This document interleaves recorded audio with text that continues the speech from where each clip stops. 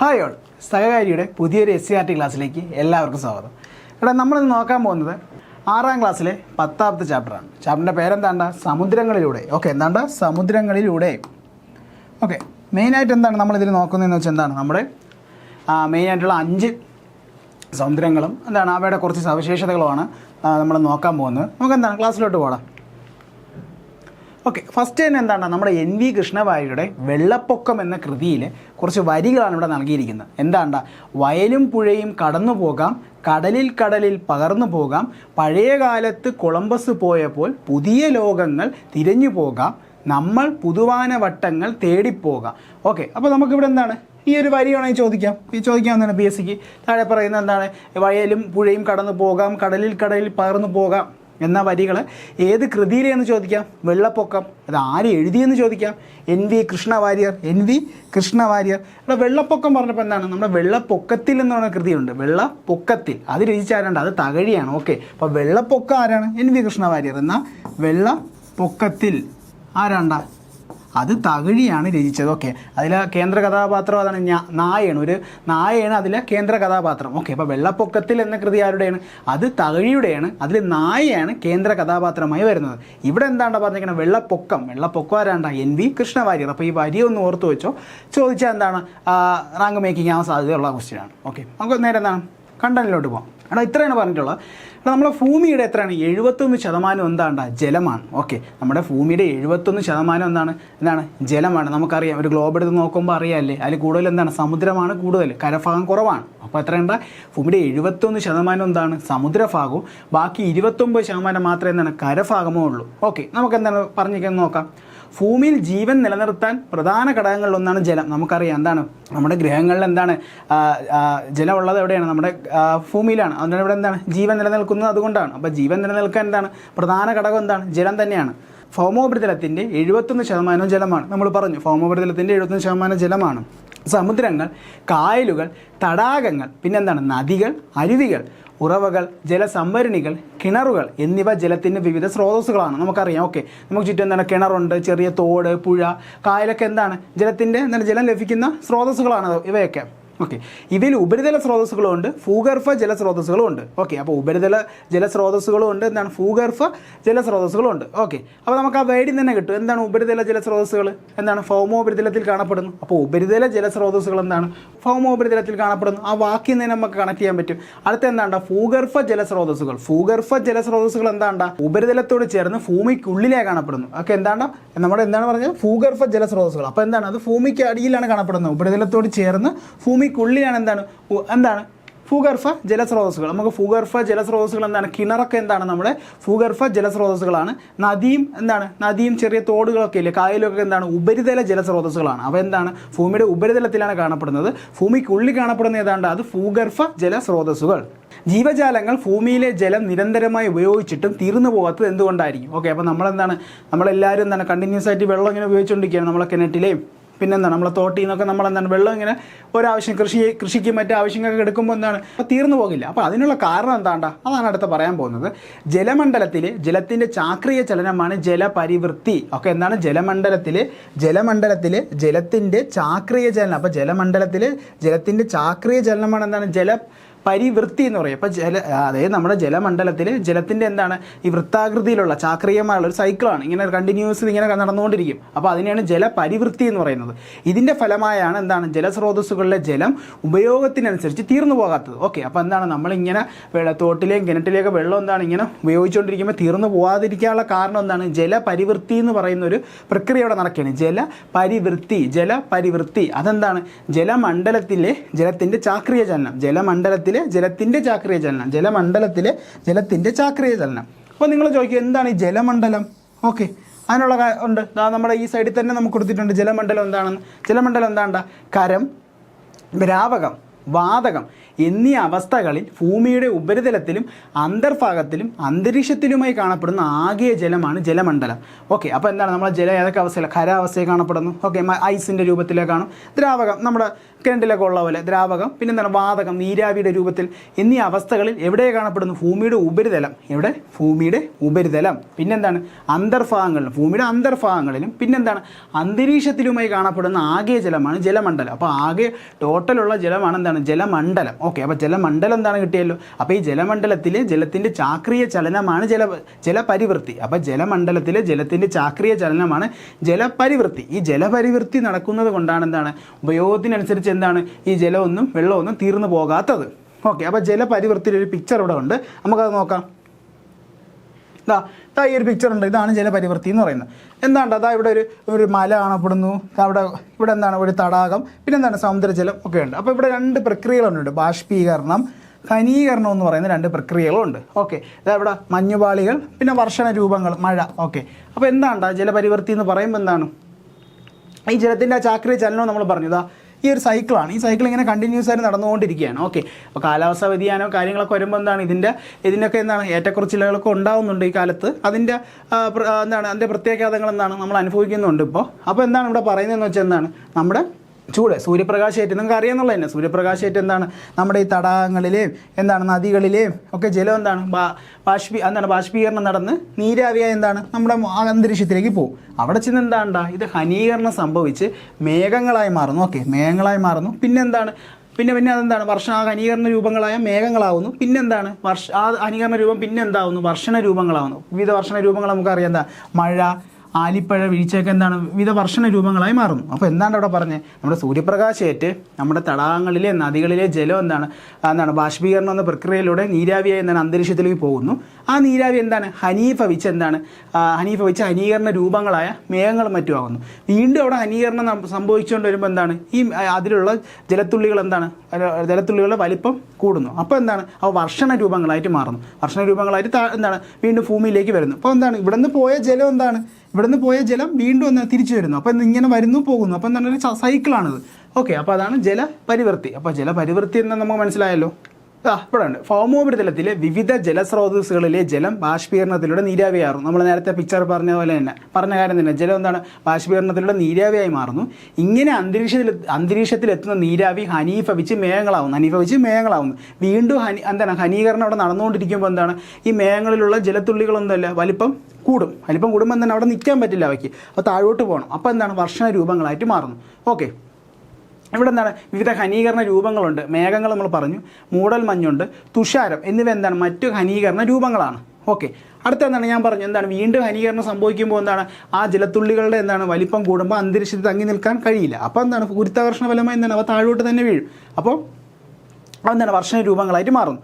അതാണ് മഴയുടെ കാര്യം നമ്മൾ പറഞ്ഞു. അതുപോലെ തന്നെ മഞ്ഞുവീഴ്ച ഒരു വർഷണ രൂപമാണ്. മഞ്ഞുവീഴ്ച, ആലിപ്പഴ വീഴ്ച, ഇതൊക്കെ എന്താണ്ട? വിവിധ വർഷണ രൂപങ്ങളാണ്. ഓക്കെ, അപ്പോൾ ഞാൻ ഇവിടെ പറഞ്ഞ ബാഷ്പീകരണം എന്താണ്, ഘനീകരണം എന്താണ്, വർഷണം എന്താണ്, അത് നമുക്ക് താഴെ അവിടെ ബോക്സിൽ അവിടെ തന്നെ ഉണ്ട്. ബാഷ്പീകരണം എന്താണ്? ഒരു ദ്രാവകം താപത്തിൻ്റെ സഹായത്താൽ വാതകാവസ്ഥയിലേക്ക് മാറുന്ന പ്രക്രിയയാണ് ബാഷ്പീകരണം. ഓക്കെ, അപ്പോൾ ഒരു ദ്രാവകം എന്താണ്? താപത്തിൻ്റെ അടിസ്ഥാനത്തിൽ എന്താണ്? വാതകമായി മാറുന്നു. നമ്മൾ പറഞ്ഞു സൂര്യപ്രകാശിക്കുമ്പോൾ ആ ജലം എന്താണ്? നീരാവിയായി മാറുന്നു, വാതക രൂപത്തിലോട്ട് പോകുന്നു. ബാഷ്പീകരണം, ഇവാപൊറേഷൻ നിങ്ങൾക്ക് എല്ലാവർക്കും അറിയാമെന്നുള്ളത് തന്നെയാണ്. അപ്പോൾ ഘനീകരണം ചിലരെങ്കിലും എന്താണ് ആദ്യമായിട്ട് കേൾക്കുന്നൊരു വേടായിരിക്കും. ഘനീകരണം എന്താണെന്ന് നമുക്ക് നോക്കാം. വായുവിലെ ജലബാഷ്പം തണുത്തെന്താണ്? ജലമായി മാറുന്നു. അതായത് നമ്മളെ ബാഷ്പീകരണം വഴി നമ്മുടെ നീരാവി അന്തരീക്ഷത്തിലെത്തില്ലേ, അപ്പോൾ എന്താണ്? അത് വാതക രൂപത്തിലാണ് ഇരിക്കുന്നത്. അപ്പോൾ എന്താണ്? ആ ജലബാഷ്പം അഥവാ നീരാവി പിന്നെ എന്താണ്? തണുത്ത് വീണ്ടും അത് ജലമായി മാറുന്നു. ഓക്കെ, അപ്പോൾ ഘനീകരണം എന്താണ്? നമ്മുടെ വായുവിലെ ജലബാഷ്പം അഥവാ നമ്മുടെ നീരാവി എന്താണ്? അന്തരീക്ഷത്തിലെത്തുന്ന നീരാവി ബാഷ്പീകരണം വഴി അന്തരീക്ഷത്തിലെത്തുന്ന നീരാവി പിന്നെ എന്താണ്? തണുത്ത് വീണ്ടും ജലമായി മാറുന്ന പ്രക്രിയയാണ് ഘനീകരണം. ഓക്കെ, അടുത്ത വർഷണം എന്താണ്ട? തുടർച്ചയായ ഘനീകരണത്തിലൂടെ മേഘങ്ങളിലെ ജലകണികൾക്ക് എന്താണ്? വലിപ്പവും ഭാരവും കൂടുമ്പോൾ അന്തരീക്ഷത്തിൽ തങ്ങി നിൽക്കാനാവാതെ അവ ദ്രാവക രൂപത്തിലോ ഖരരൂപത്തിലോ ഭൂമിയിലേക്ക് പതിക്കുന്ന പ്രക്രിയയാണ് വർഷണം. വർഷണം എന്താണ്? നമ്മൾ ബാഷ്പീകരണം പറഞ്ഞു എന്താണ്? സൂര്യപ്രകാശമായിട്ട് നമ്മളെ നദികളിലെയും തോടുകളിലേക്ക് ജലം എന്താണ്? നീരാവി അന്തരീക്ഷത്തിലെത്തുന്നു ജലബാഷ്പമായി. പിന്നെ ഘനീകരണം എന്താണ്ട? ഈ ജലബാഷ്പം പിന്നെ എന്താണ്? അന്തരീക്ഷത്തിലുള്ള ജലബാഷ്പം അഥവാ നീരാവി എന്തായിട്ട് മാറുന്നു? ജലമായി മാറുന്നതാണ് ഘനീകരണം. പിന്നെ അടുത്ത എന്താണ് വർഷണം എന്താണ് ഇങ്ങനെ കണ്ടിന്യൂസ് ആയിട്ട് ഘനീകരണം നടക്കുമ്പോൾ എന്താണ് നമ്മുടെ അന്തരീക്ഷത്തിലുള്ള ജലകണികൾക്ക് എന്താണ് വലിപ്പവും ഭാരവും കൂടുന്നു. അപ്പോൾ അവ താഴേക്ക് പതിക്കും. ഏത് രൂപത്തിൽ? അവ കരരൂപത്തിലോ ദ്രാവക രൂപത്തിലോ അപ്പോൾ കരരൂപം ഏതായിരിക്കും? വർഷണത്തിൽ മഞ്ഞ് വീഴ്ച, ആലിപ്പഴം, മെയിനായിട്ട് ആലിപ്പഴ വീഴ്ച. ഓക്കെ, കരരൂപത്തിൽ വരുന്നത്. ദ്രാവക രൂപത്തിൽ എന്താണ്? നമ്മുടെ മഴ. അപ്പോൾ ബാഷ്പീകരണം കഴിഞ്ഞു, ഘനീകരണം കഴിഞ്ഞു, വർഷണവും കഴിഞ്ഞു. ഇങ്ങനെ ജലമണ്ഡലത്തിൽ ജലബാഷ്പം, ഘനീകരണം, വർഷണം എന്നീ പ്രക്രിയകളിലൂടെ ചാക്രികമായി ചലിച്ചുകൊണ്ടിരിക്കുന്നതാണ് ജലപരിവൃത്തി. നമ്മൾ പറഞ്ഞു എന്താണ്? കണ്ടിന്യൂസ് ഒരു സൈക്കിളാണ്, ഇങ്ങനെ നടന്നുകൊണ്ടേയിരിക്കും. ജീവൻ്റെ നിലനിൽപ്പിന് അത്യന്താപേക്ഷിതമായൊരു ഘടകമാണ് ജലം. നമ്മൾ ആദ്യം പറഞ്ഞതാണ്. അതുകൊണ്ടാണ് നമ്മുടെ ഭൂമിയിൽ ജീവൻ നിലനിൽക്കുന്നത്. എന്നാൽ ജലത്തിൻ്റെ വിതരണം ഭൂമിയിൽ എല്ലായിടത്തും ഒരുപോലെയാണോ എന്നാണ് നമ്മൾ പറയുന്നത്. ഓക്കെ, അപ്പോൾ നമ്മൾ പറഞ്ഞു നമ്മളെ ഭൂമിയിൽ 71% ജലമാണെന്ന് പറഞ്ഞു. ആ 71% ജലം ഉണ്ടെങ്കിലും എന്താണ് നമ്മുടെ ഭൂമിയുടെ നമ്മളെ ലോകത്തിൻ്റെ പല ഭാഗങ്ങളിൽ എന്താണ് ശുദ്ധജല ലഭ്യത വളരെ കുറവാണ്. ഓക്കെ, എന്താണ് നമുക്ക് ഈ ഇത്രയും വെള്ളം എന്താണ് നമുക്ക് ഉപയോഗിക്കാനൊന്നും പറ്റില്ല. നമുക്ക് ലഭ്യമായ ജലത്തിൻ്റെ അളവ് വളരെ കുറവാണ്. ഓക്കെ, നമുക്ക് അവിടെ കൊടുത്തിട്ടുള്ള പിക്ചറൊക്കെ നമുക്ക് മനസ്സിലാക്കും എങ്ങനെയാണ് ലോകത്ത് എന്താണ് എല്ലായിടത്തും എങ്ങനെയാണ് ജലത്തിൻ്റെ വിതരണം എങ്ങനെയാണ് നമുക്ക് നോക്കാം. ഓക്കെ, ആ ഒരു പിക്ചറിൽ എന്താണ്ട ഇപ്പോൾ മൊത്തത്തിൽ ലോകത്ത് ലഭ്യമായ നമ്മുടെ ഭൂമിയിൽ ലഭ്യമായ ജലത്തിൽ 97% എന്താണ്? സമുദ്രജലവും മറ്റ് ലവണജലവും.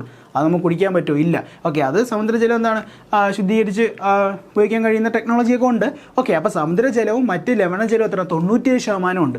ബാക്കി 3% ശുദ്ധജലം. ബാക്കി 3%. അപ്പോൾ 97% എന്താണ്ട? സമുദ്രജലവും ലവണജലവുമാണ് 97%. ബാക്കി 3% എന്താണ്? ശുദ്ധജലമാണ്. പക്ഷേ 3% ശുദ്ധജലം ഉണ്ടെങ്കിലും അതിൽ നമുക്ക് ലഭ്യമാകുന്ന എന്താണ്? തുച്ഛമായതാണ്. അത് നമുക്ക് അടുത്തതിലോട്ട് മനസ്സിലാവും. ആ ശുദ്ധജലത്തിൽ 3%-ൽ 68.7% ഹിമപാളികളും ഹിമാനികളിലുള്ളതാണ്. ഓക്കെ, അപ്പോൾ നമ്മുടെ ശുദ്ധജലം 3%ആണെന്ന് പറഞ്ഞു. അതിലേറിയ പങ്ക് എവിടെയുണ്ടാകും? നമ്മുടെ ഹിമപാളികളിലും ഹിമാനികളിലുമാണ്. അത് നമുക്ക് എടുക്കാൻ പറ്റുമോ? ഇല്ല. അടുത്ത കഴിഞ്ഞാൽ ഭൂഗർഭജലമാണ്. ഓക്കെ, ഭൂഗർഭജലം എത്രയാണ്? 30.1. ആ അളവുകൾ പഠിച്ചു വെച്ചോ, ഇമ്പോർട്ടൻ്റ് ആണ്. ഓക്കെ, ഈ 2 അളവുകളും പഠിച്ചു വെച്ചോ. സമുദ്രജലവും ലവണജലവും 97%. ശുദ്ധജലം ബാക്കി എത്രയാണ്? ബാക്കി 3% ശുദ്ധജലം. ആ 3%-ൽ ശുദ്ധജലത്തിന് വീണ്ടും എന്താണ്?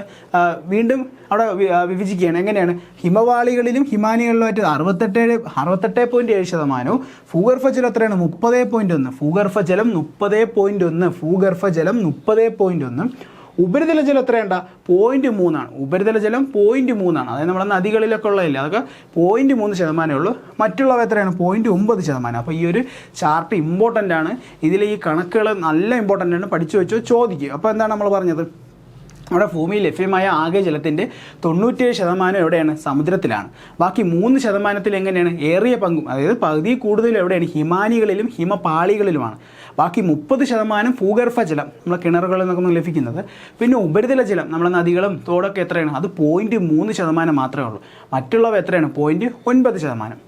ഓക്കെ, ആ ഒരു എന്താണ് പറഞ്ഞിരിക്കുന്ന കാര്യം തന്നെയാണ് താഴെയും പറയുന്നത്. ഭൂമിയിലെ ജലത്തിൻ്റെ 97% ലവണജലമാണ്. നിങ്ങൾ തിരിച്ചറിഞ്ഞുവല്ലോ. ഭൂമിയുടെ ആകെ ശുദ്ധജലത്തിൻ്റെ അളവ് 3%. നമ്മൾ പറഞ്ഞു 3%. അത് ഭൂരിഭാഗവും ഹിമപാളികളിലും ഹിമാനികളിലുമായി ഉറഞ്ഞു കിടക്കുന്നു. ഓക്കെ, അതിൽ ഭൂരിഭാഗം എവിടെയുണ്ട? ഹിമപാളികളിലും ഹിമാനികളിലുമായി ഉറഞ്ഞു കിടക്കുന്നു. ജീവജാലങ്ങൾക്ക് ഉപയോഗിക്കാൻ ലഭ്യമായ ശുദ്ധജലത്തിൻ്റെ അളവ് വളരെ പരിമിതമാണ്. അപ്പോൾ നമ്മൾ മനുഷ്യൻ ഉൾപ്പെടുന്ന ജീവജാലങ്ങൾക്ക് എന്താണ് ഉപയോഗിക്കാൻ കഴിയുന്ന ശുദ്ധജലത്തിൻ്റെ അളവ് വളരെ പരിമിതമാണ്. ശുദ്ധജലം പോലെ തന്നെ ഭൂമിയിൽ മനുഷ്യരുടെ നിലനിൽപ്പിന് സമുദ്രജലം അനിവാര്യമാണ്. ഓക്കെ, നമ്മളപ്പോൾ സമുദ്രജലം, ലവണജലം അത് നമുക്കൊരു ഉപയോഗത്തിനും പറ്റൂല എന്ന് പറഞ്ഞാൽ തള്ളിക്കളയാൻ പറ്റില്ല. അത് നമുക്കെന്താണ്? വളരെ നമ്മുടെ ഭൂമിയുടെ കാലാവസ്ഥയെ സ്വാധീനിക്കുന്ന പ്രധാന ഘടകമാണ്. അതാണ് നമ്മളിനി പറയാൻ പോകുന്നത്. കാലാവസ്ഥയെ നിയന്ത്രിക്കുന്നതിലും ആവാസ വ്യവസ്ഥകളെ പിന്തുണയ്ക്കുന്നതിനും സമുദ്രങ്ങൾക്ക് നിർണായക പങ്കുണ്ട്. കൂടാതെ മനുഷ്യജീവിതത്തിന് ആവശ്യമായ വിഭവങ്ങളും എന്താണ്? സമുദ്രത്തിൽ കാണപ്പെടുന്നു. ഓക്കെ, അപ്പോൾ എത്രയാണ് പോയിന്റ്? നമ്മൾ നേരത്തെ പറഞ്ഞു നമുക്ക് സമുദ്രജലവും ലവണജലവും എന്താണ്? നമ്മുടെ കുടിവെള്ള ആവശ്യത്തിനും മറ്റാവശ്യങ്ങൾക്ക് ഉപയോഗിക്കാൻ കഴിയില്ല. എങ്കിലും അവിടെ എന്താണ്? ഒരു പ്രത്യേക ഒരു ആവാസ വ്യവസ്ഥ അവർ ഒരുക്കുകയാണ്. നമ്മുടെ ആവാസ വ്യവസ്ഥയെ സ്വാധീനിക്കുന്നു. നമ്മുടെ ഭൂമിയുടെ കാലാവസ്ഥയെ തന്നെ സ്വാധീനിക്കുന്ന ആരാണ്? സമുദ്രങ്ങളാണ്. പിന്നെന്തുണ്ട്? നമുക്ക് ആവശ്യമായ വിഭവങ്ങൾ എന്ന് പറഞ്ഞപ്പോൾ എന്താണ്? നമുക്ക് ധാരാളം മത്സ്യസമ്പത്തുണ്ട്. അത് ആശ്രയിച്ച് ജീവിക്കുന്ന ഒരുപാട് കുടുംബങ്ങളുണ്ട്.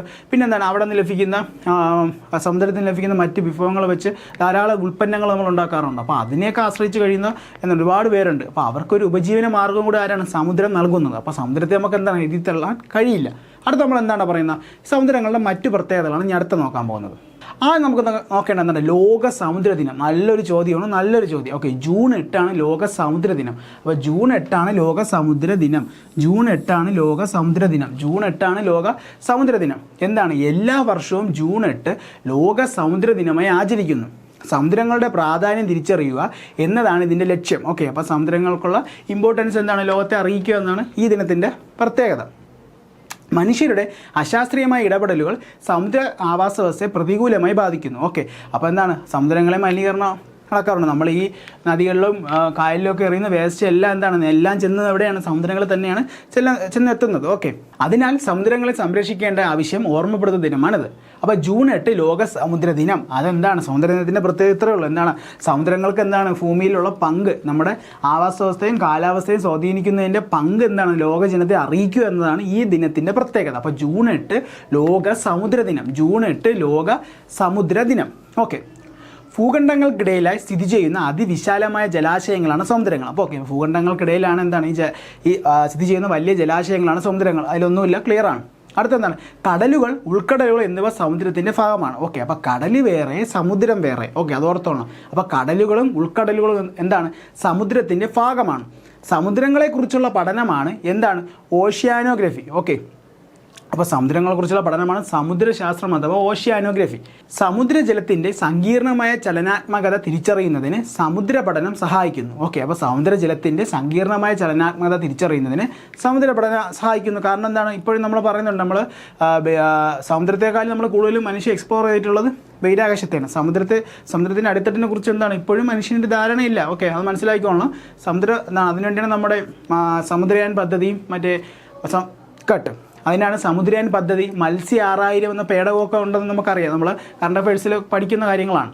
ഓക്കെ, അപ്പോൾ എന്താണ്, കാലാവസ്ഥാ വ്യതിയാനം, സമുദ്ര മലിനീകരണം, ജൈവ വൈവിധ്യ ശോഷണം തുടങ്ങിയ വെല്ലുവിളികളെ അഭിമുഖീകരിക്കുന്നതിന് സമുദ്ര പഠനം ഉപകരിക്കുന്നു. ഓക്കെ, അപ്പോൾ എന്താണ്, ഈ ഓഷ്യാനോഗ്രഫി വഴി എന്താണ് സമുദ്രം നേരിടുന്ന പ്രശ്നങ്ങളും അവിടുത്തെ ഇപ്പോഴത്തെ സമുദ്രത്തിനകത്തുള്ള ഒരു ആവാസ വ്യവസ്ഥയുണ്ട്, അത് നേരിടുന്ന മറ്റു പ്രശ്നങ്ങളും എന്താണ് ഈ സമുദ്ര പഠനത്തിലൂടെ നമ്മളെ സഹായിക്കുന്നു എന്നാണ് പറയുന്നത്. അപ്പോൾ ജൂൺ 8 ലോക സമുദ്ര ദിനം. ഓക്കെ, അത് ഓർത്ത് വെച്ചു, അതാണ് നമ്മൾ ഇമ്പോർട്ടൻറ്റ്. പിന്നെ നമ്മൾ പറഞ്ഞത് എന്താണ്, സമുദ്രത്തെക്കുറിച്ചുള്ള പഠനമാണ് ഓഷ്യാനോഗ്രഫി അഥവാ സമുദ്രശാസ്ത്രം. അപ്പോൾ സമുദ്രത്തെക്കുറിച്ചുള്ള പഠനമാണ് സമുദ്രശാസ്ത്രം അഥവാ ഓഷ്യാനോഗ്രഫി എന്നറിയപ്പെടുന്നു. ഓക്കെ, ഇപ്പോൾ ഈ 2 പോയിൻ്റാണ് നമ്മൾ പഠിച്ചത്. വെരി വെരി ഇമ്പോർട്ടൻ്റ് ആണ് ഇത് രണ്ടും.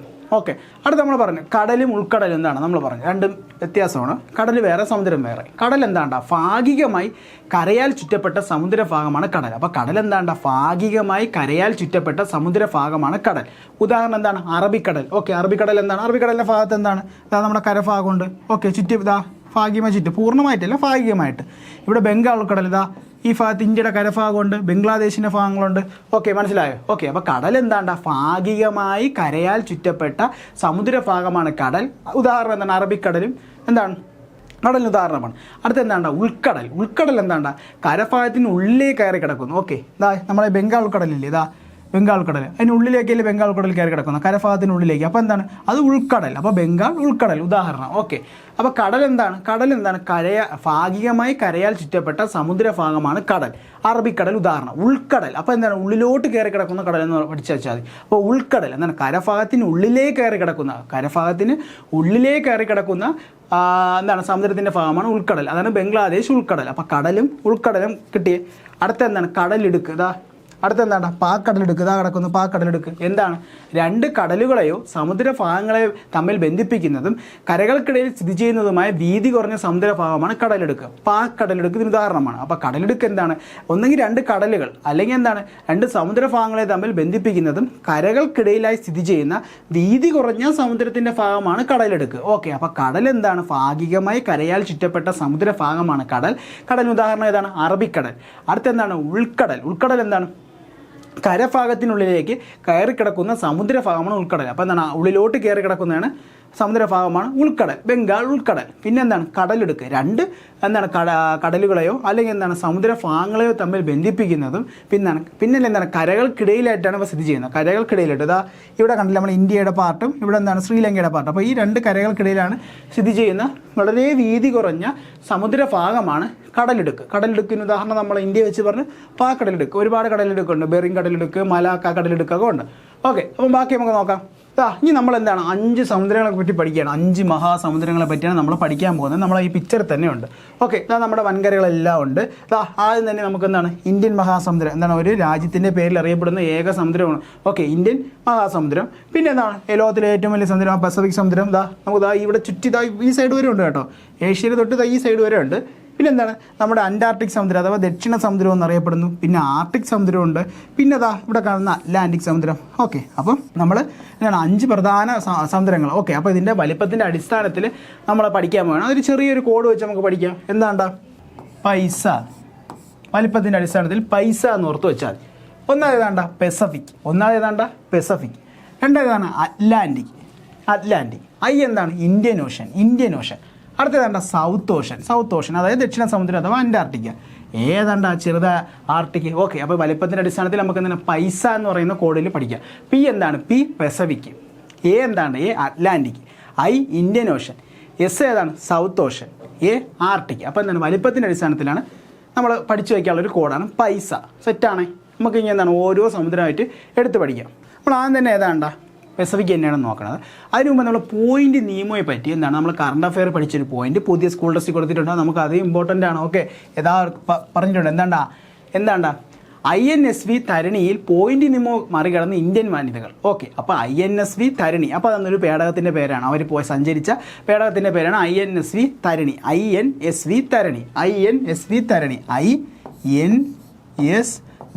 തരണി. ഓക്കെ, ഇതിലെന്താണ് ഇന്ത്യൻ വനിതകൾ എന്താണ് പോയിന്റ് നിയമോ മറികടന്നു. അപ്പോൾ നിങ്ങൾ ചോദിക്കും പോയിന്റ് നിയമോ എന്താണ്, നമുക്ക് നോക്കാം. അതെന്താണ് ഈ പത്രവാർത്തയെന്ന് നോക്കാം. ഡൽഹി നാവികസാഗർ പരിക്രമ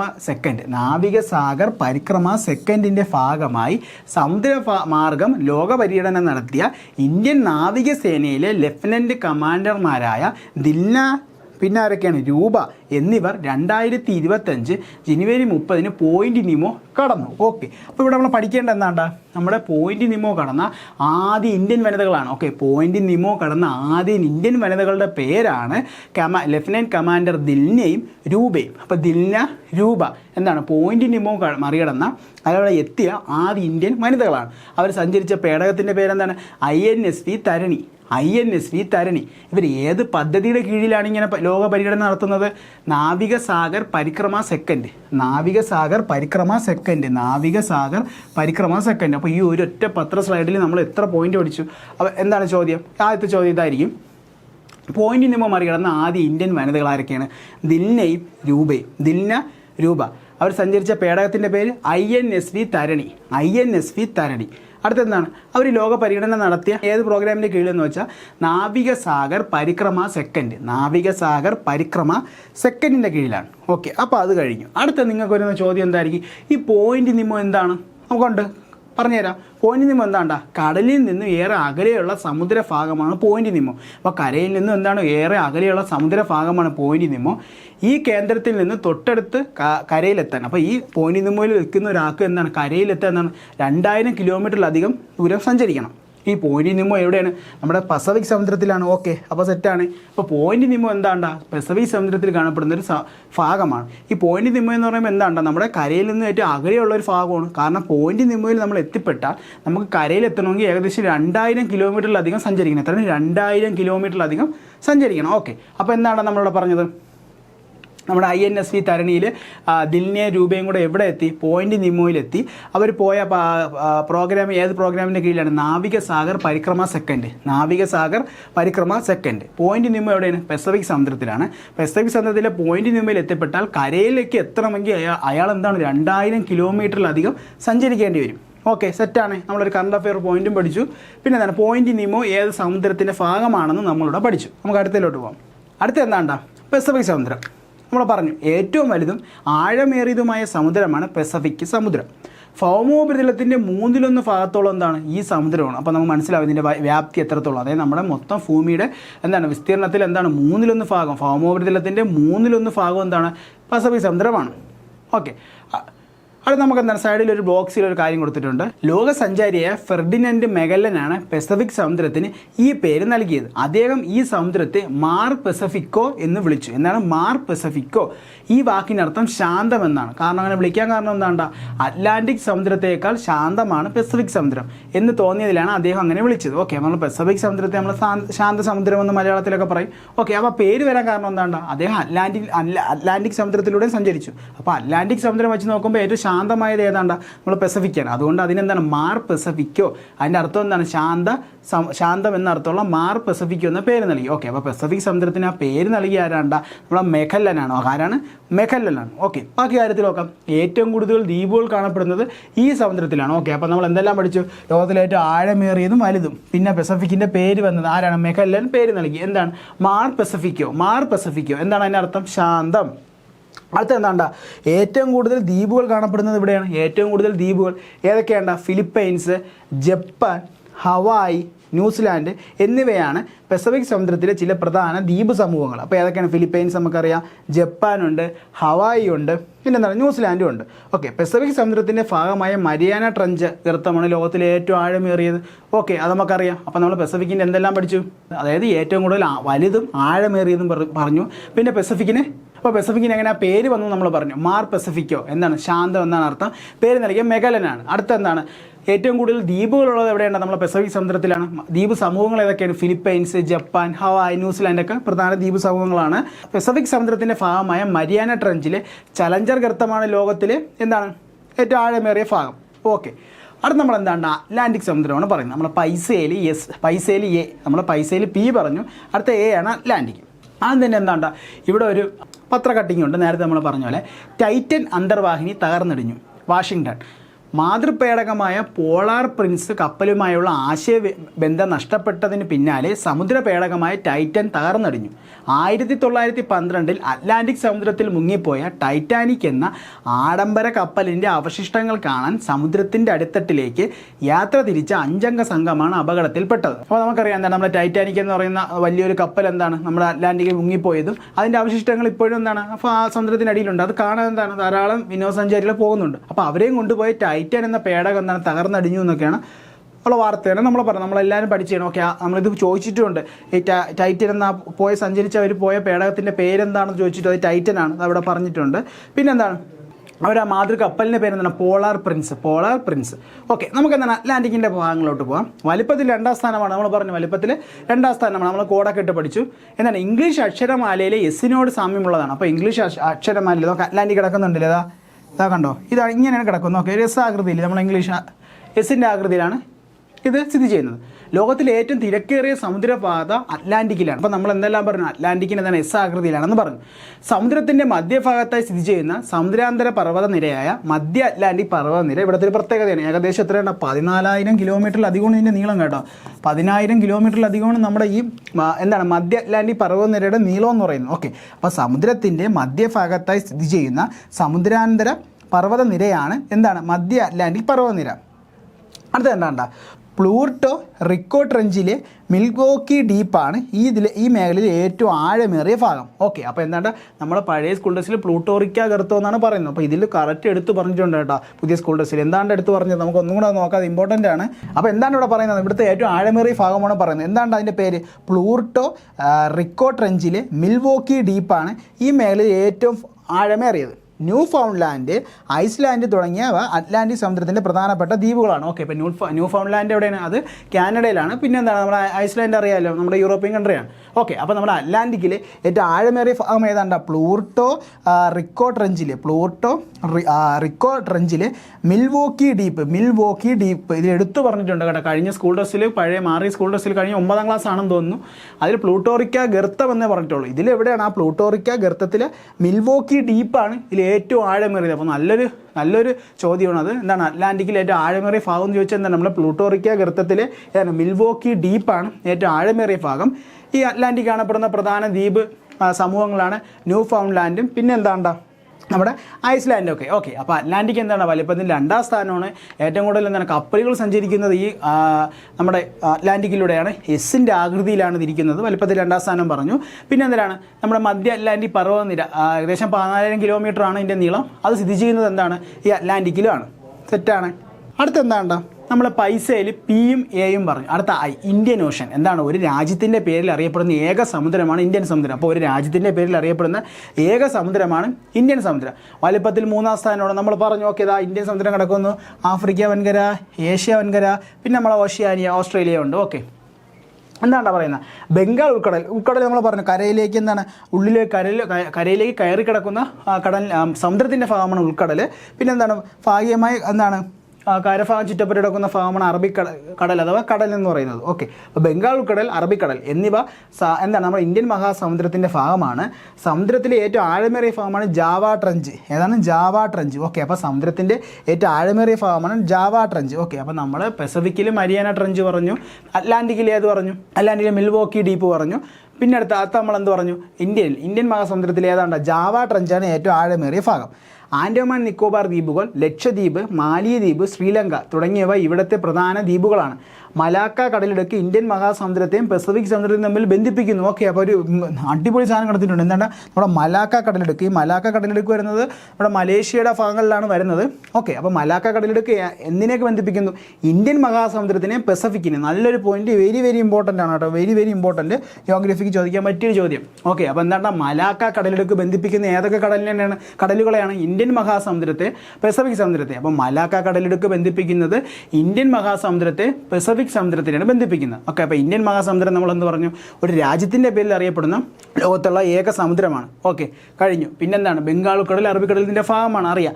പിന്നെ നമ്മൾ പഠിച്ചെന്താണ്ടാ ഇവിടുത്തെ ഏറ്റവും ആഴമേറിയ ഭാഗം ജാവ ട്രഞ്ച്. പിന്നെ ഇന്ത്യൻ മഹാസമുദ്രത്തിലുള്ളൊരു കടലെടുക്ക് നമ്മൾ പറഞ്ഞു, പാക് കടലെടുക്ക്. അടുത്ത എന്താണ്ടാ മലാക്ക കടലെടുക്ക്. ഇവ ബന്ധിപ്പിക്കുന്നത് ഇന്ത്യൻ മഹാസമുദ്രത്തിനെ പസഫിക്കിനെയാണ്. അപ്പോൾ മലാക്ക കടലെടുക്ക് ബന്ധിപ്പിക്കുന്നത് ഇന്ത്യൻ മഹാസമുദ്രത്തിന് പസഫിക്കിനെയുമാണ്. ഓക്കെ, അപ്പോൾ നമ്മൾ ഇന്ത്യൻ മഹാസമുദ്രം സെറ്റാണ്. അടുത്ത ഏതാണ്ട അടുത്ത പൈസയിൽ നമ്മൾ പി ആയി, എ യു ആയി, ഐ യു ആയി. അടുത്ത എസ്, സൗത്ത് ഓഷൻ. അതാണ് നമ്മൾ പറയാൻ പോകുന്നത്. ഓക്കെ, ഇതാ നടക്കുന്നു അന്റാർട്ടിക്ക. ഇതാ ഈ ഒരു ഭാഗത്ത് കാണപ്പെടുന്ന സമുദ്രമാണ് ദക്ഷിണ സമുദ്രം. എന്താണ് അന്റാർട്ടിക്കയ്ക്ക് ചുറ്റുമായി ഏകദേശം 60 ഡിഗ്രി ദക്ഷിണ അക്ഷാംശം വരെയും ദക്ഷിണ സമുദ്രം വ്യാപിച്ചു കിടക്കുന്നു. അപ്പോൾ അന്റാർട്ടിക്കയ്ക്ക് ചുറ്റുമായി ഏകദേശം എത്രയാണ് 60 ഡിഗ്രി ദക്ഷിണ അക്ഷാംശം വരെ, 60 ഡിഗ്രി ദക്ഷിണ അക്ഷാംശം വരെ എന്താണ് ദക്ഷിണ സമുദ്രം വ്യാപിച്ചു കിടക്കുന്നു. ആർട്ടിക് ഒഴികെയുള്ള എല്ലാ സമുദ്രങ്ങളുമായി അതിർത്തി പങ്കിടുന്ന വലിപ്പത്തിൽ 4ാം സ്ഥാനമാണ്. ഓക്കെ, അപ്പോൾ എന്താണ് നമ്മുടെ ഈ ദക്ഷിണ സമുദ്രം എന്താണ് മറ്റ് സമുദ്രങ്ങൾ പസഫിക്കും അറ്റ്ലാന്റിക്കും ഇന്ത്യനുമായിട്ട് എന്താണ് അതിർത്തി പങ്കിടുന്നു.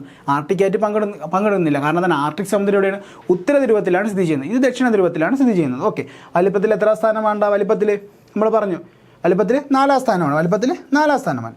അടുത്തെന്താണ്ട് ഡോൾമാൻ ഹേഡ് എന്നിവ ഈ സമുദ്രത്തിലെ ചില ദ്വീപുകളാണ്. ഓക്കെ, അത് നമ്മൾ കേട്ടിട്ടില്ല, നല്ലൊരു സാധനമാണ്. ഓക്കെ, ഇങ്ങനെ ചോദിക്കാൻ എന്താണ് ഡോൾമാൻ ഹേഡ് എന്നീ ദ്വീപുകൾ കാണപ്പെടുന്നത് ഏത് സമുദ്രത്തിലാണെന്ന് ചോദിച്ചാൽ നമുക്കറിയാം. എന്താണ്ട ഡോൾമാനും ഹേഡ് എവിടെയാണ്, നമ്മുടെ ദക്ഷിണ സമുദ്രത്തിലാണ് സ്ഥിതി ചെയ്യുന്നത്.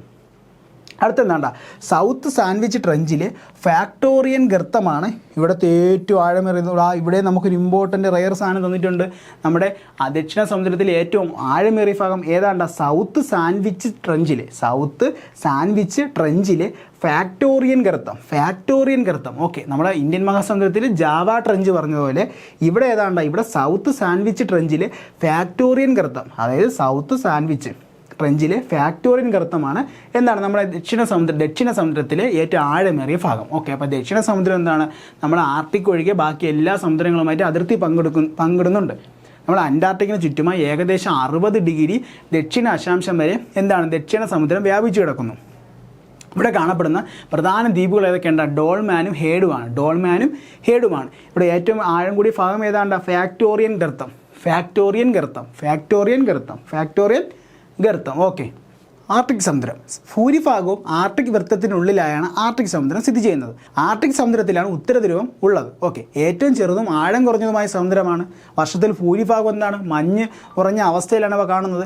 മെല്ലോയി ഗർത്തമാണ് ഇവിടുത്തെ ഏറ്റവും ആഴമേറിയ ഭാഗം. ഇമ്പോർട്ടൻ്റ് മെല്ലോയി ഗർത്തമാണ് ഈ സമുദ്രത്തിലെ ഏറ്റവും ആഴമേറിയ ഭാഗം. ഏഷ്യ, യൂറോപ്പ്, വടക്കേ അമേരിക്ക എന്നീ ഭൂഖണ്ഡങ്ങളുടെ വടക്കേ അതിർത്തി കൂടിയാണ് ആർട്ടിക് സമുദ്രം. ഓക്കെ, അപ്പോൾ ആർട്ടിക് സമുദ്രം എവിടെയുണ്ടാ നമ്മുടെ ആർട്ടിക് വൃത്തത്തിനുള്ളിലാണ് സ്ഥിതി ചെയ്യുന്നത്. ആർട്ടിക് സമുദ്രത്തിലാണ് ഉത്തരധ്രുവമുള്ളത്. പിന്നെ എന്താണ് ഏറ്റവും ചെറുതും ആഴം കുറഞ്ഞതുമാണ്. ഇവിടുത്തെ ആഴമേറിയ ഭാഗം ഏതാണ്ട് മെല്ലോയ് ഗർത്തം. ഇവിടുത്തെ ആഴമേറിയ ഭാഗമാണ് മെല്ലോയ് ഗർത്തം. ഇവിടുത്തെ ആഴമേറിയ ഭാഗമാണ് മെല്ലോയ് ഗർത്തം. ഏതൊക്കെ വൻകരകളുമായിട്ട് ഇത് അതിർത്തി പങ്കിടുന്നു? ഏഷ്യ, യൂറോപ്പ്, വടക്കേ അമേരിക്ക. ഏഷ്യ, യൂറോപ്പ്, വടക്കേ അമേരിക്ക. ഈ വൻകരകളുടെ വടക്കൻ ഭാഗങ്ങളായിട്ടാണ് ആര് അതിർത്തി പങ്കിടുന്നത്? ആർട്ടിക് സമുദ്രം പങ്കിടുന്നത്. ഓക്കെ, അപ്പോൾ നമ്മൾ വലുപ്പത്തിൻ്റെ അടിസ്ഥാനത്തിൽ എല്ലാം പറഞ്ഞു. പി പസഫിക് പറഞ്ഞു, എ അറ്റ്ലാന്റിക് പറഞ്ഞു, ഐ ഇന്ത്യൻ ഓഷൻ പറഞ്ഞു, എസ് സൗത്ത് ഓഷൻ പറഞ്ഞു, എ ആർട്ടിക്കും പറഞ്ഞു, ഏറ്റവും ചെറുത് ആർട്ടിക്കും പറഞ്ഞു. ഇവയിൽ എന്താണ് പ്രധാന ദ്വീപുകളും മറ്റു സവിശേഷതകളും ആഴം കൂടിയ ഭാഗമൊക്കെ നമ്മളെന്താണ് ചർച്ച ചെയ്തു. അടുത്തെന്താണ്? സമുദ്രജലവും ചലനങ്ങളുമാണ് നമ്മൾ പറയുന്നത്. അപ്പോൾ എന്താണെന്ന് നോക്കാം. കാറ്റ് സമുദ്രോപരിതലത്തിൽ ഉണ്ടാക്കുന്ന ചലനമാണ് തിരമാലകൾ. അപ്പോൾ തിരമാലകൾ എന്താണ്ട? കാറ്റ് നമ്മുടെ സമുദ്രോപരിതലത്തിൽ ഉണ്ടാക്കുന്ന ചലനമാണ് തിരമാലകൾ. ഓക്കെ, കാറ്റ് സൃഷ്ടിക്കുന്ന ഊർജ്ജ പ്രഭാവങ്ങൾ സമുദ്രോപരിതലത്തിൽ ഉയർച്ച താഴ്ചകൾ സൃഷ്ടിക്കുന്നു. ജലോപരിതലത്തെ സ്പർശിച്ച് കാറ്റ് വീശുമ്പോഴാണ് സാധാരണഗതിയിൽ എന്താണ് തിരമാലകൾ ഉണ്ടാകുന്നത്. അപ്പോൾ തിരമാലകൾ ഉണ്ടാകുന്നത് എങ്ങനെയാണ്? നമ്മൾ ജലോപരിതലത്തെ എന്താണ് കാറ്റ് വീശുമ്പോൾ ജലോപരിതലത്തിൽ തട്ടുന്നു. അപ്പോൾ എന്താണ്? അപ്പോൾ അവിടെ ഉയർച്ച താഴ്ചകൾ ഉണ്ടാകുന്നു. അപ്പോൾ അങ്ങനെ തിരമാലകൾ ഉണ്ടാകുന്നു. സമുദ്രജലത്തിൻ്റെ തുടർച്ചയായ ഈ ഉയർച്ച താഴ്ചകളാണ് തിരമാലകൾ. കാറ്റിൻ്റെ വേഗത വർദ്ധിപ്പിക്കുന്നതിനനുസരിച്ച് തിരമാലകളുടെ വലിപ്പവും കൂടുന്നു. ഓക്കെ, അപ്പോൾ ഈ കാറ്റ് എന്താണ് ജലോപരിതലത്തിലൂടെ പോകുമ്പോൾ എന്താണ് അതിൽ തട്ടി എന്താണ് ഉയർച്ച താഴ്ചകൾ ഉണ്ടാകുന്നു. അങ്ങനെ തിരമാലകൾ ഉണ്ടാകുന്നു. കാറ്റ് നല്ല അതിശക്തമായ കാറ്റടിക്കുമ്പോൾ എന്താണ് വലിയ വലിയ തിരമാലകൾ ഉണ്ടാകുന്നു. തിരമാലകൾ കൂടാതെ വേലിയിറക്കങ്ങളും സമുദ്രജല പ്രഭാവങ്ങളും ചലനത്തിൽപ്പെടുന്നു. ഓക്കെ, അപ്പോൾ ജലത്തിൻ്റെ ചലനത്തിൽ തിരമാലകൾ മാത്രമല്ല, പിന്നെ എന്താണ് വേലിയേറ്റങ്ങളുണ്ട്, വേലിയിറക്കങ്ങളുണ്ട്, മറ്റ് സമുദ്രജല പ്രഭാവങ്ങളുമുണ്ട്. എന്താണ് ഈ സമുദ്രജലത്തിൽ പെടുന്നതാണ്. ഓക്കെ, സമുദ്രജലനിരപ്പ് നിശ്ചിത ഇടവേളകളിൽ ഉയരുകയും താഴുകയും ചെയ്യുന്ന പ്രതിഭാസമാണ് വേലിയേറ്റവും വേലിയിറക്കവും. ഓക്കെ, അപ്പോൾ എന്താണ് നമ്മൾ സമുദ്രത്തിൻ്റെ ജലനിരപ്പ് ചില എന്താണ് കൃത്യമായ ഇടവേളകളിൽ എന്താണ് ചിലപ്പോൾ കൂടും ചിലപ്പം കുറയും. ഇതാണ് എന്താണ് വേലിയേറ്റവും വേലിയിറക്കവും. അപ്പോൾ നമുക്കറിയാം വേലിയേറ്റം എന്തായിരിക്കും? സമുദ്രത്തിൻ്റെ ജലനിരപ്പ് ഉയരുന്നതിനെ വേലിയേറ്റമെന്നും താഴുന്നതിനെ എന്താണ് വേലിയിറക്കമെന്നും പറയുന്നു. അപ്പോൾ നമ്മൾ തിരമാലകളും പറഞ്ഞു, വേലിയേറ്റവും വേലിയിറക്കവും പറഞ്ഞു. അടുത്ത എന്താണ്? സമുദ്രജല പ്രഭാവങ്ങളാണ്, സമുദ്രജല പ്രവാഹങ്ങളാണ് നമ്മൾ പറയാൻ പോകുന്നത്. സമുദ്രത്തിനുള്ളിലൂടെ നദികൾ ഒഴുകുന്നത് സങ്കല്പിക്കൂ. സമുദ്രജലം കിലോമീറ്ററോളം നദികളെപ്പോലെ സമുദ്രത്തിനുള്ളിലൂടെ ഒഴുകുന്നുണ്ട്. ഓക്കെ, അപ്പോൾ സമുദ്രജലം എന്താണ് സമുദ്രത്തിൻ്റെ അടിയിലൂടെ എന്താണ് കിലോമീറ്ററോളം ഒഴുകുന്നുണ്ട്. ഇങ്ങനെ സമുദ്രങ്ങളിൽ നിശ്ചിത ദിശയിൽ നിശ്ചിത പാതയിലൂടെ, അപ്പോൾ ഇങ്ങനെ സമുദ്രങ്ങൾക്കടിയിൽ നിശ്ചിത ദിശയിൽ നിശ്ചിത പാതയിലൂടെ തുടർച്ചയായി ജലം ഒഴുകുന്ന പ്രതിഭാസമാണ് സമുദ്രജല പ്രവാഹം. എല്ലാ സമുദ്രങ്ങളിലും എന്താണ് ഇത്തരം സമുദ്രജല പ്രവാഹങ്ങളുണ്ട്. ഓക്കെ, അപ്പോൾ സമുദ്രജല പ്രവാഹങ്ങൾ എന്താണ് സമുദ്രത്തിൻ്റെ അടിയിലൂടെയാണ് പോകുന്നത്. ഇവ എന്താണ് കിലോമീറ്ററോളം സഞ്ചരിക്കുന്നു. എന്താണ് നിശ്ചിത പാതയിലും ദിശയിലൂടെയും സഞ്ചരിക്കുന്നു.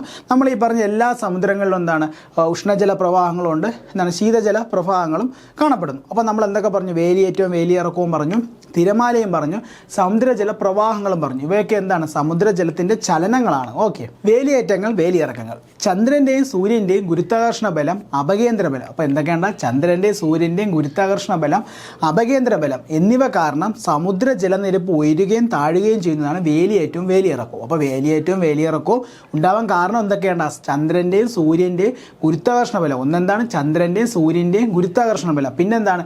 അവയുടെ അപകേന്ദ്ര ബലം എന്നിവ വഴിയാണ് എന്താണ് സമുദ്ര ജലനിരപ്പ് ഉയരുകയും താഴുകയും ചെയ്യുന്നത്. ഭൂമിയിൽ ചന്ദ്രന് അഭിമുഖമായി വരുന്ന പ്രദേശത്ത് ഗുരുത്വാകർഷണ ബലത്തായും വിപരീത പ്രദേശത്ത് എന്താണ് അപകേന്ദ്ര ബലത്തായാണ് ഒരേ സമയം വേലിയേറ്റങ്ങൾ ഉണ്ടാകുന്നത്. ഓക്കെ, അപ്പോൾ എങ്ങനെയുണ്ടാവും? ഭൂമിയിൽ ചന്ദ്രന് അഭിമുഖമായി വരുന്ന വശത്ത് എന്താണ് ഗുരുത്വാകർഷണ ബലത്താലും വിപരീത വശത്ത് അപകേന്ദ്ര ബലത്താലും എന്താണ് ഒരേ സമയം വേലിയേറ്റങ്ങൾ ഉണ്ടാകുന്നു. ഓക്കെ, അപ്പോൾ നമ്മുടെ ചന്ദ്രന് അഭിമുഖമായി വരുന്ന സ്ഥലത്ത് എന്താണ് ജലനിരപ്പ് ഉയരാൻ കാരണം എന്താണ്ട ചന്ദ്രനിലുള്ള ഗുരുത്വാകർഷണ ബലമാണ്. പിന്നെന്താണ് ഇതിന് വിപരീത സ്ഥലം, അതായത് ഇതിൻ്റെ ഓപ്പോസിറ്റായി വരുന്ന സ്ഥലത്ത് എങ്ങനെയാണ് വേലിയേറ്റം ഉണ്ടാവാൻ കാരണം എന്താണ്? അത് അപകേന്ദ്ര ബലത്തായാലാണ് എന്താണ് വേലിയേറ്റങ്ങൾ ഉണ്ടാകുന്നത്. ഈ സമയം ഭൂമിയിലെ മറ്റ് സമുദ്രഭാഗങ്ങളിൽ വേലിയിറക്കവുമായിരിക്കും. ഓക്കെ, അപ്പോൾ എന്താണ്ട ചന്ദ്രന് അഭിമുഖമായി വരുന്ന സ്ഥലത്ത് എന്താണ് ജലനിരപ്പ് ഉയരാൻ കാരണം ഗുരുത്വാകർഷണവും, വിപരീത സ്ഥലത്ത് വേലിയിറക്കം ഉണ്ടാവാൻ കാരണം എന്താണ് അപകേന്ദ്ര ബലവുമാണ്. അപ്പോൾ ഈ രണ്ട് സ്ഥലങ്ങളിലും വേലിയേറ്റങ്ങൾ നടക്കുമ്പോൾ എന്താണ് ഭൂമിയിലെ മറ്റ് സമുദ്രഭാഗങ്ങളിൽ എന്തായിരിക്കും നടക്കുന്നത്? അതിൻ്റെ ഓപ്പോസിറ്റ് വേലി ഇറക്കവുമായിരിക്കും. ഓക്കെ, സമുദ്രജല പ്രവാഹങ്ങൾ. സമുദ്രങ്ങളിൽ നിശ്ചിത പാതയിലൂടെ സമുദ്രജലം തുടർച്ചയായി ഒഴുകുന്ന പ്രതിഭാസമാണ് സമുദ്രജല പ്രവാഹം. കാറ്റ്, സമുദ്രജലത്തിലെ ഊഷ്മാവിലുണ്ടാകുന്ന വ്യത്യാസങ്ങൾ, ലവണത്വത്തിലെ വ്യത്യാസങ്ങൾ, ഭൂമിയുടെ ഭ്രമണം തുടങ്ങിയവ സമുദ്രജല പ്രവാഹത്തിന് കാരണങ്ങളാണ്. അപ്പോൾ സമുദ്രജല പ്രവാഹത്തിനുള്ള കാരണങ്ങളാണ് ഒന്ന് കാറ്റ്, പിന്നെന്താണ് ഈ സമുദ്രജലത്തിലുള്ള ഊഷ്മാവിൻ്റെ ഏറ്റക്കുറച്ചിലുകളും പിന്നെ ലവണത്വത്തിലെ വ്യത്യാസമൊക്കെ സമുദ്രജല പ്രവാഹം ഉണ്ടാകാനുള്ള കാരണങ്ങളാണ്. അടുത്തെന്താണ് സമുദ്രജലത്തിന് ഉപ്പ് രസം ഉള്ളത് എങ്ങനെയാണെന്ന് നോക്കാം. എല്ലാ ജലസ്രോതസ്സുകളിൽ നിന്ന് ലഭിക്കുന്ന ജലത്തിലും ധാതു ലവണങ്ങൾ അലിഞ്ഞു ചേർന്നിട്ടുണ്ട്. എന്നാൽ സമുദ്രജലത്തിൽ ലവണങ്ങളുടെ അളവ് പൊതുവെ കൂടുതലാണ്. അതുകൊണ്ടാണ് സമുദ്രജലത്തിന് ഉപ്പ് രസമുള്ളത്. ജലത്തിൽ അലിഞ്ഞു ചേർന്നിട്ടുള്ള എല്ലാ ധാതു ലവണങ്ങളെയും മൊത്തവും അളവാണ് ലവണത്വം. ഓക്കെ, അപ്പോൾ എന്താണ് ജലത്തിൽ അലിഞ്ഞു ചേർന്നിട്ടുള്ള എല്ലാ ധാതു ലവണങ്ങളുടെയും മൊത്തവും അളവാണ് ലവണത്വം. ഓക്കെ, പ്രാചീന കാലം മുതൽ മനുഷ്യർ സമുദ്രങ്ങളെ ഉപജീവനത്തിന് ആശ്രയിക്കുന്നു. മത്സ്യസമ്പത്തിനൊപ്പം മൂല്യമേറിയ മറ്റ് വിഭവങ്ങളും സമുദ്രം പ്രദാനം ചെയ്യുന്നു. രാജ്യാന്തര വാണിജ്യ ബന്ധങ്ങൾ നിലനിർത്തുന്നതിന് സമുദ്ര ഗതാഗതം സഹായിക്കുന്നു. ആഗോള താപനത്തെ നിയന്ത്രിക്കുന്നതിലും ഓക്സിജൻ ഉൽപ്പാദിപ്പിക്കുന്നതിലും സമുദ്രങ്ങളുടെ പങ്ക് വളരെ വലുതാണ്. സമുദ്ര തീരങ്ങൾ പൊതുവെ വിനോദസഞ്ചാര കേന്ദ്രങ്ങൾ കൂടിയാണ്. ഓക്കെ, അപ്പോൾ എന്താണ് നമ്മൾ നേരത്തെ പറഞ്ഞിട്ട് പണ്ട് കാലം മുതൽ തന്നെ എന്താണ് ഈ സമുദ്രത്തെ ആശ്രയിച്ച് കഴിയുന്ന ഒരുപാട് പേരുണ്ട്. എന്താണ് മത്സ്യബന്ധനം വഴിയും പിന്നെ അവിടെ നിന്ന് ലഭിക്കുന്ന ഉൽപ്പന്നങ്ങൾ വെച്ച് വിഭവങ്ങൾ വെച്ച് ധാരാളം ഉൽപ്പന്നങ്ങൾ ഉണ്ടാക്കുന്നു. പിന്നെ എന്താണ് വിനോദസഞ്ചാരം മേഖലയിൽ കൂടി എന്താണ് പ്രധാന ഒരു ഭാഗം വഹിക്കുന്നതാണ് നമ്മുടെ സമുദ്രം. അപ്പോൾ എന്താണ് ഒരുപാട് പേരുടെ ഉപജീവന മാർഗം കൂടിയാണ് എന്താണ് സമുദ്രം എന്ന് പറയുന്നത്. സമുദ്രങ്ങൾ പലതരത്തിലുള്ള വെല്ലുവിളികൾ അഭിമുഖീകരിക്കുന്നുണ്ട്. നമ്മൾ പറഞ്ഞു ജൂൺ 8 എന്താണ് ഈ സമുദ്രങ്ങളുടെ ഒരു സംരക്ഷണത്തിൻ്റെ ആവശ്യകത എന്താണ് ലോക ജനതയെ അറിയിക്കുക എന്നുള്ള ഒരു ഉദ്ദേശത്താണ് ജൂൺ 8 നമ്മൾ ലോക സമുദ്ര ദിനമായി ആചരിക്കുന്നത്. മെയിനായിട്ട് എന്താണ് സമുദ്രത്തിൽ നേരിടുന്നത് മലിനീകരണം തന്നെയാണ്. ഓക്കെ, രാസവസ്തുക്കളും മറ്റ് ഹാനികരമായ പദാർത്ഥങ്ങളും സമുദ്രത്തിൽ എത്തിച്ചേരുന്നതും സമുദ്ര ആവാസ വ്യവസ്ഥയ്ക്ക് ഭീഷണിയാണ്. സമുദ്രങ്ങളെ മാത്രമല്ല നദികൾ, തടാകങ്ങൾ തുടങ്ങിയ ശുദ്ധജല സ്രോതസ്സുകളെയും മലിനീകരണം ബാധിക്കുന്നു. ഓക്കെ, അപ്പം നമ്മളെ ഭൂമിയിലുള്ള എല്ലാ ജലസ്രോതസ്സുകളും ഇന്ന് മലിനീകരണം നേരിടുന്ന ഒരു പ്രധാന പ്രശ്നമാണ്. അടുത്തെന്താണ് നമുക്ക് ഏതൊക്കെ രീതിയിൽ ഈ സമുദ്രജലത്തെ സംരക്ഷിക്കാനുള്ള ഒന്നെന്താണ് പ്ലാസ്റ്റിക്കും രാസവസ്തുക്കൾ മുതലായവ സമുദ്രങ്ങളിലേക്ക് എത്തുന്നത് തടയുക, വലിച്ചെറിയാതിരിക്കുക. പ്ലാസ്റ്റിക്കും മറ്റു മാലിന്യങ്ങളും നദികളിലോട്ടൊന്നും വലിച്ചെറിയരുത്. പിന്നെ തീരങ്ങളെ മാലിന്യമുക്തമായി സംരക്ഷിക്കുക. ഓക്കെ, തീരങ്ങളെ മാലിന്യമുക്തമായി സംരക്ഷിക്കുക. തീരപ്രദേശത്തൊന്നും വാരി വലിച്ച് എറിയരുത് വേസ്റ്റുകളൊന്നും. ഓക്കെ, സമുദ്ര സംരക്ഷണത്തിനെ കുറിച്ചുള്ള അവബോധം വളർത്തുക. സുസ്ഥിരമല്ലാത്ത മത്സ്യബന്ധനം നിയന്ത്രിക്കുക. ഓക്കെ, ട്രോളിംഗ് നിരോധനമൊക്കെ അതിനു വേണ്ടിയാണ്. ഓക്കെ, ട്രോളിംഗ് നിരോധന സമയത്ത് ഉൾക്കടലിൽ പോയി മത്സ്യബന്ധനം നടത്തി അവിടുത്തെ മത്സ്യസമ്പത്തിനെ സാരമായി ബാധിക്കും. അടുത്തെന്താണ് സമുദ്രത്തിലെ ആവാസ വ്യവസ്ഥകളെ സംരക്ഷിക്കുക. അപ്പോൾ ഇതൊക്കെയാണ് മെയിനായിട്ട് നമുക്ക് സമുദ്ര സംരക്ഷണത്തിനുള്ള മാർഗ്ഗങ്ങൾ. ഇത് വലിയ ഇമ്പോർട്ടൻ്റ് അല്ല. നമ്മൾ നേരത്തെ പറഞ്ഞ 5 സമുദ്രങ്ങളുടെ ഭാഗങ്ങളും പിന്നെ തിരമാലയെ പറ്റിയും വേലിയിറക്കം ഉണ്ടാവുള്ള ഗുരുത്വാകർഷണവും അപകേന്ദ്ര ബലവുമായി ഉണ്ടാകുന്നത് നമ്മൾ പറഞ്ഞു. പിന്നെ സമുദ്രജല പ്രവാഹങ്ങളും വളരെ ഇമ്പോർട്ടൻ്റ് ആണ്. ഓക്കെ, നമുക്ക് ഇതിലെ കുറച്ച് ക്വസ്റ്റ്യൻസ് വർക്കൗട്ട് ചെയ്യാം. ആദ്യം നമ്മൾ പറഞ്ഞ ഏറ്റവും ഇമ്പോർട്ടൻ്റ് കാര്യം തന്നെയാണ് ലോക സമുദ്ര ദിനമായി ആചരിക്കുന്നത് എന്നാണ്. ലോക സമുദ്ര ദിനമായി ആചരിക്കുന്നത് എന്നാണ് ജൂലൈ 8 ആണോ, ജൂൺ 8 ആണോ, മെയ് 8 ആണോ, ഓഗസ്റ്റ് 15 ആണോ എന്നാണ് ലോക സമുദ്ര ദിനം നമ്മൾ പഠിച്ചാണ്. June 8. Okay, option B June 8 ആണ് ലോക സമുദ്ര ദിനം. ഏറ്റവും വലുതും ആഴമേറിയതുമായ സമുദ്രം ഏതെന്നാണ് പറഞ്ഞിരിക്കുന്നത്. ഓക്കെ, അറ്റ്ലാന്റിക് സമുദ്രമാണോ, ആർട്ടിക് സമുദ്രമാണോ, ഇന്ത്യൻ സമുദ്രമാണോ, പസഫിക് ആണോ? നമ്മളൊരു കോഡൊക്കെ പറഞ്ഞു വലിപ്പത്തിൻ്റെ അടിസ്ഥാനത്തിൽ പൈസ എന്ന് പറയുന്ന കോഡിൽ നമ്മൾ പഠിച്ചതാണ്. ഓക്കെ, അപ്പോൾ നമ്മുടെ പസഫിക് സമുദ്രമാണ് നമ്മുടെ ആൻസർ. Okay, option D. താപത്തിൻ്റെ സഹായത്താൽ നീരാവിയായി മാറുന്ന പ്രക്രിയയ്ക്ക് പറയുന്ന പേരെന്ത്? അപ്പോൾ ജലം താപത്തിൻ്റെ സഹായത്താൽ നീരാവിയായി മാറുന്ന പ്രക്രിയയുടെ പേരെന്ത്? ഘനീകരണമാണോ, ബാഷ്പീകരണമാണോ, വർഷണമാണോ, ജലപരിവൃത്തിയാണോ? ഏതാണ് നമ്മൾ നേരത്തെ പറഞ്ഞതാണ് ഓപ്ഷൻ ബി. ബാഷ്പീകരണമാണ്. ജലം താപത്തിൻ്റെ സഹായത്താൽ സൂര്യപ്രകാശമേറ്റ് നീരാവിയായി മാറുന്ന പ്രക്രിയയാണ് ബാഷ്പീകരണം. വായുവിലെ ജലാംശം അഥവാ നമ്മുടെ നീരാവി തണുത്ത് ജലമായി മാറുന്ന പ്രക്രിയ ഏതാണ്? ബാഷ്പീകരണമാണോ? അല്ല, നമ്മൾ നേരത്തെ പറഞ്ഞു ബാഷ്പീകരണത്തിൻ്റെ ഡെഫിനിഷൻ നമ്മൾ പറഞ്ഞു. ആലിപ്പഴമാണോ, ഘനീകരണമാണോ, ബാഷ്പശ്വാസമാണോ? Option C. ഘനീകരണം. ലോകത്തിലെ ഏറ്റവും ആഴം കൂടിയ ഭാഗമായ ചലഞ്ചർ ഗർത്തം അതായത് മരിയാന ട്രഞ്ച് സ്ഥിതി ചെയ്യുന്ന സമുദ്രം ഏതെന്നാണ് ചോദിച്ചിരിക്കുന്നത്.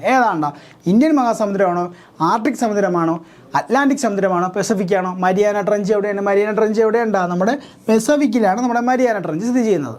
ലോകത്തിലെ ഏറ്റവും ചെറിയ സമുദ്രം ഏതെന്നാണ് പറഞ്ഞത്. നമ്മൾ നേരത്തെ ആ കോഡ് വെച്ച് നമുക്കറിയാം പൈസ അവസാനം ഏതാണ് നമ്മുടെ ഓപ്ഷൻ ഡി ആർട്ടിക് സമുദ്രം. ഓക്കെ, ഏറ്റവും ചെറിയ സമുദ്രം ആർട്ടിക് സമുദ്രം. ഇംഗ്ലീഷ് അക്ഷരമാലയിൽ എസ് ആകൃതിയിൽ കാണപ്പെടുന്ന സമുദ്രം നമ്മൾ പറഞ്ഞു. ആ ഒരു ഭൂപടത്തിൻ്റെ പിക്ചർ വെച്ച് നമ്മൾ എസ് ആകൃതിയിൽ ഇങ്ങനെ സ്ഥിതി ചെയ്യുന്നത് നമ്മൾ പറഞ്ഞു. അറ്റ്ലാന്റിക് ആണോ, പസഫിക് ആണോ, ആർട്ടിക് ആണോ, ഇന്ത്യൻ മഹാസമുദ്രമാണോ? നമ്മുടെ ഇംഗ്ലീഷ് അക്ഷരമാലയിൽ എസ് ആകൃതിയിൽ കാണപ്പെടുന്നത് വലിപ്പത്തിൻ്റെ 2ാം സ്ഥാനത്തുള്ള സമുദ്രമാണിത്. Option A. അറ്റ്ലാന്റിക് സമുദ്രമാണ് എസ് ആകൃതിയിൽ കാണപ്പെടുന്നത്. ഭൗമോപരിതലത്തിൻ്റെ ആകെ എത്ര ശതമാനം ജലം? ഓക്കെ, അപ്പോൾ നമ്മൾ 100% എടുക്കുമ്പോൾ എത്ര ശതമാനമാണ്? നമ്മൾ പറഞ്ഞു 29% മാത്രമേ എന്താണ് കരഭാഗമുള്ളൂ, ബാക്കി 71% എന്താണ് ജലമാണ്. ഓക്കെ, ഏതാണ്ട ഓപ്ഷൻ സി. ശാന്തം എന്ന അർത്ഥം വരുന്ന പസഫിക് എന്ന പേര് ആ സമുദ്രത്തിന് നൽകിയതാര്? നമ്മൾ പസഫിക് സമുദ്രത്തിന് എന്താണ് ശാന്ത സമുദ്രം എന്ന് പേര് നൽകി? കാരണം അദ്ദേഹം എന്താണ് അറ്റ്ലാന്റിക്കിലൂടെ സഞ്ചരിച്ചപ്പോൾ അതിനേക്കാളും ശാന്തമാണ് ഈ സമുദ്രം. അതുകൊണ്ട് എന്താണ് പസഫിക് എന്ന പേര്, എന്താണ് ശാന്തം എന്നർത്ഥം വരുന്ന പേര് നൽകിയ ആരാണ്ട? വാസ്കോഡ ഗാമയാണോ, ക്രിസ്റ്റഫർ കൊളംബസ് ആണോ, ഫ്രെഡിനാൻഡ് മെഗല്ലനാണോ, ക്യാപ്റ്റൻ ജെയിംസ് കുക്കാണോ? ആരാണ് നമ്മൾ പറഞ്ഞു? ഓപ്ഷൻ സി, ഫ്രെഡിനാൻഡ് മെഗല്ലനാണ് എന്താണ് പസഫിക് സമുദ്രത്തിന് ആ പേര് നൽകിയത്.